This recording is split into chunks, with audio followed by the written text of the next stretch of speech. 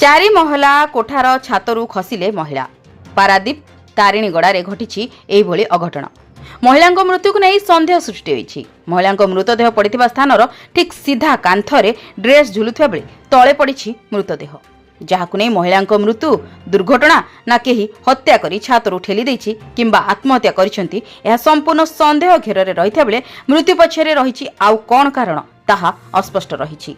आज सकाळु तारिणीगड़े रहिथिबा शंभु खुंटिया निवास ग्रिल पाखरे जणे महिलांक असंजत अवस्था मृतदेह पड़िथिबा देखि पुलिस को खबर देथिले। एहा सहित घर मालिकों को जोगाजोग करथिले। तेबे एही महिला को से जानि नाहंती से केमिति छात उपर को चढ़ी जाई तळे पड़िथिबा नै कहूथिबा नै स्थानीय लोक प्रकाश करछन, जहा घटना को संदेह घेर को ठेली देछि। चारि महला कोठा उपरु महिला खसिबा तळे असंजत अवस्था मृतदेह पड़िबा कांथरे महिला ड्रेस झुलिति रहिथिबा घटना को देखिले एहा हत्याकांड भली संदेह होतिबा स्थानीय लोक कहउथा बेले घटनास्थल रे आदर्श थाना पुलिस पहुंची तदंत आरंभ करिछि। जगतसिंहपुर संतोष मलंग रिपोर्ट, जन अधिकार लाइव।